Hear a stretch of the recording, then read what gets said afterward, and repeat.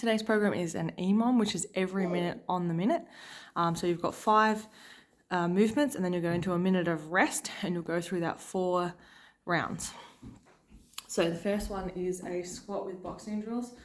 So you're coming down to a squat, you're going cross jab, hook, hook, uppercut, uppercut, and you'll come up, come back down, jab, jab, hook, hook, uppercut, uppercut, come back down.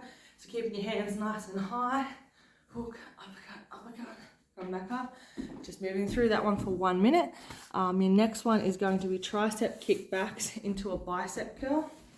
So taking your weight, it doesn't have to be crazy heavy, and if you don't have a small weight, you can sub it with a drink bottle, or a wine bottle, or a can or something, whatever you've got.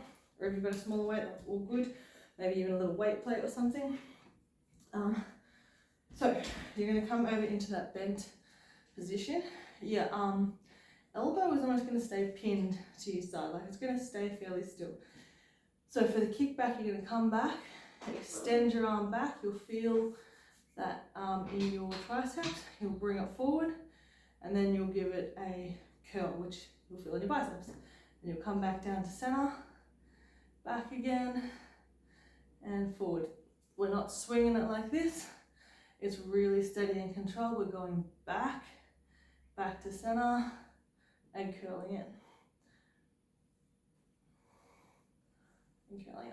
So nice and steady and controlled, and you'll switch arms at the 30-second mark. What did I just do with that finger? Your next one is a deadlift. So grabbing something a little more substantial. Weight is going between your feet, or if you have a bar, it's going right up against, you're going to come to it, so it's right up against your shins.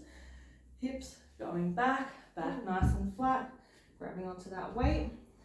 So you, again, like I say, your arms are like chains or ropes that are just holding onto that, and all of the power, all of the lift is coming from your glutes, from your hamstrings, and you're going to just come up and give a squeeze. That weight's going to travel in a nice straight line, and you're going to move around it. It's just giving that squeeze,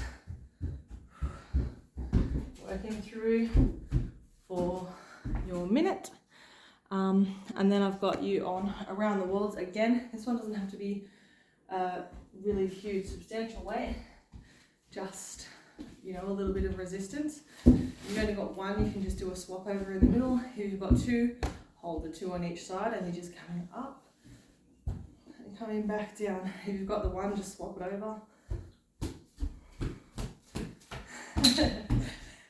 Coming up and back down. Those are you around the world. Keep that core engaged and keep your knees soft. So your final station is going to be a half kneeling side crunch. So you're coming into like that plank position on the mat. Tuck your knee. Get your body in a nice straight line.